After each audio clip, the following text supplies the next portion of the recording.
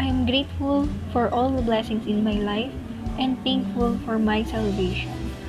Nagpapasalamat po ako sa Panginoon sa kanyang kadakilaang katapatan sa akin at sa aking pamilya. Naway sa aking pamilya ay siya ang maluwalhati habang kami nabubuhay sa mundong ito. Salamat Panginoon sa buong taon na binigay niyo po sa amin, sa iyong pag-iingat, sa akin, sa aking pamilya. Naway ito ay maging halimbawa sa amin bilang isang mananampalataya. Salamat sa salvation na binigay mo sa bawat isa sa amin. Thank you. God is above all.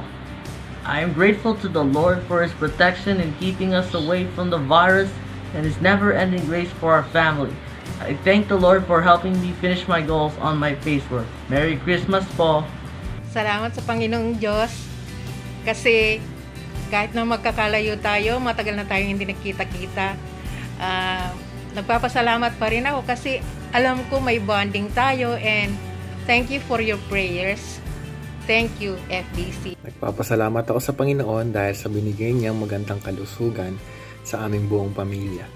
We are grateful for our family's health during these times. And the time we get to spend with them. Merry Christmas po! Ingat! Nagpapasalamat sa Panginoon dahil sa kalagitnaan ng pandemya na kinakaharap natin ngayon ay masaya at buo kami nagdiwang ng kapanganakan ni Kristo Jesus at syempre nakapagtapos ako ng aking pag-aaral. I am so grateful that the Lord has protected us and our family from this pandemic. I am also praying that every one of us will be safe this coming year. Merry Christmas and a Happy New Year. May God bless us all. I'm grateful for my parents because they always direct me back to God whenever I feel scared or alone.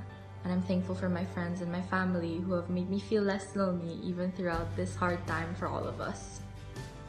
I am thankful that despite the challenges of the year 2020, that God has remained faithful and that an uncertain future is no match for an unchanging God.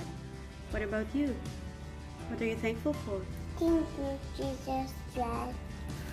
Nagpapasalamat ako sa Panginoon dahil pinahintulutan niya na matuloy ang aming kasal ni Melissa at ligtas ang aming mga pamilya sa pandemya. Nagpapasalamat ako ngayong 2020 ng bigay ng Panginoon ay ang aming health, pati na rin ng aking may bahay na sa ibang bansa at extra na rin po ngayon nang nabigyan kami ng isang sasakyan. Merry Christmas, and I am so grateful that this year God provided for us a home just all our own. He did a wonderful, wonderful thing for Pastor and I'm grateful.